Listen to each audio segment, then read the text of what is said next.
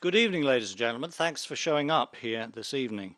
I'm John Derbyshire, author of this book, We Are Doomed, Reclaiming Conservative Pessimism. So I'm here to sell you some pessimism, whether you're a conservative or not. I actually wanted to call the book We Are Doomed, Doomed, Doomed, but my publisher said that was too many dooms. The book itself is a sort of exercise in attitude adjustment. It's addressed to Americans of a conservative temperament who I think have been getting much too cheerful. It argues that the proper posture for conservatives, especially in the times we live in, is one of pessimism. It's a darker view of what's possible in human nature and human society. My own ideal of the conservative, I don't think I'd be giving much away if I tell you, is someone like Calvin Coolidge, the green eyeshade, thin-lipped, skeptical, and patient conservatives of old. We seem to have run out of them. I am a fan of Ronald Reagan with some qualifications which you'll find in the text and which I may mention as we go along. So I'm talking to conservatives. Anybody else who wants to listen is welcome to. And I'm telling them, you've gone astray because you've placed too much faith in optimistic nostrums. You've swallowed too much of the liberal Kool-Aid. Optimism is for liberals. And if you attain a darker view of human possibility, you'll ultimately be more successful. Because let's face it, the path we've been treading has not been very successful for conservatives. I give the numbers in the book, numbers of things like the proportion of the gross domestic product swallowed up by government at all levels, the failure of our schools, our chaotic immigration policy, and so on. All of these have been driven by liberal ideas, but often to the shame of conservatives, ideas carried in the heads of people promoting themselves as conservatives. As well as being an exercise in attitude adjustment aimed at conservatives, it's also a bit of a vent against the George W. Bush years. I'm going to confess up front that I voted for George W. Bush twice. In each case, faute de mieux, because the alternative was just too awful. But as time went on, over those George W. Bush years, I became first more and more dissatisfied, and then more and more angry at what was being done by a president who'd been sold to us as conservative. And of course, by the people he brought in with him and the people who cheered him on. So it's an attitude adjustment book, and it's also a bit of a vent. I have a lot to say about broad social and cultural issues. In fact, thematically, the book is divided into chapters, each one of which seizes on some particular aspect of our society or our culture. And I'll just read out those chapter headings to you so that you can see the thematic structure. My first chapter is just a general call to pessimism, to tell you what I'm trying to do. In the second chapter, I tackle the great modern cult of diversity, which I think has been a disaster for the United States. In my third chapter, I tackle politics, and I show how our politics has gone astray from our original constitutional ideals.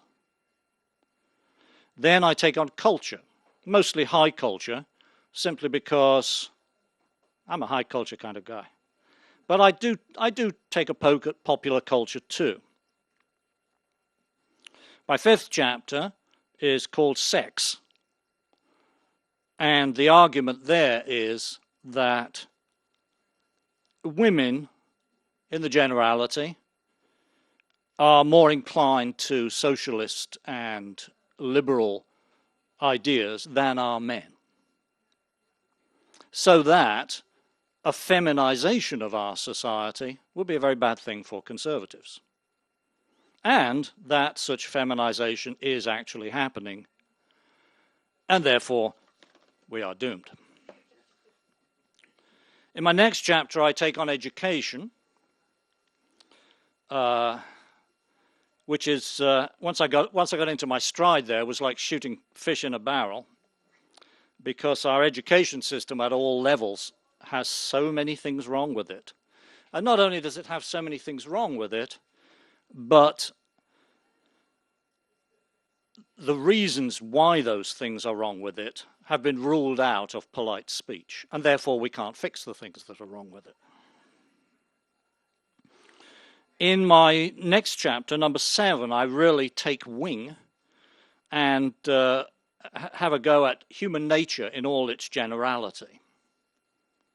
After all, if I'm arguing that conservatives haven't been pessimistic enough about what's possible,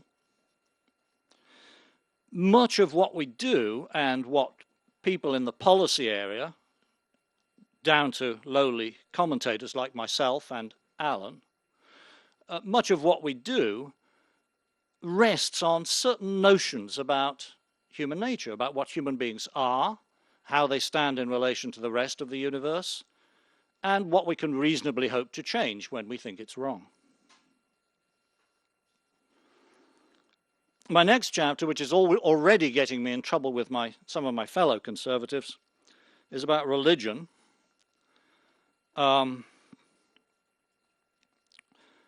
a sort of unwilling unbeliever. I'm an unbeliever. But I'm broadly sympathetic to religion for reasons that I spell out in this chapter. And I think it's broadly a good thing for America that we are still a religious nation.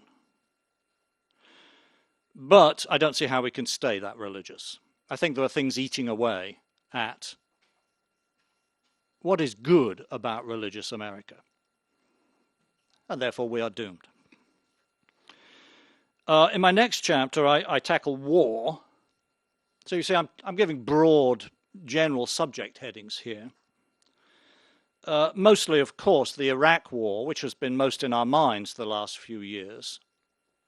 Now everybody's talking about Afghanistan, but if you look at the newspapers, that really only came up in the last few months. The Iraq War has been the most expensive and the biggest expedition, military expedition, of the past 20 years. And that's the one I'm mostly talking about. But I have some generalities there too, again, about what you can hope to accomplish with military means.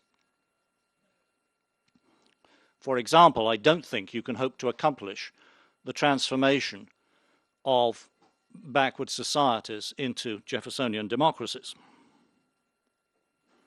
My next chapter takes on immigration, which again gets us back to the fish barrel, because there are so many things wrong. You can hardly write anything without pointing out what's wrong.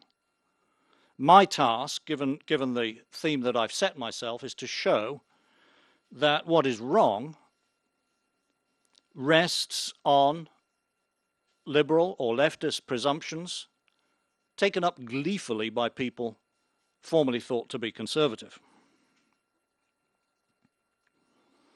In chapter 11, I take a walk around the world and just look at the awful state the world is in. And I set the tone of it with an old Yiddish joke. A fellow goes to a tailor to be measured for a suit. Customer, how long will it take to make the suit? Tailor, a month. Customer, a month? It only took the good Lord 6 days to make the whole world.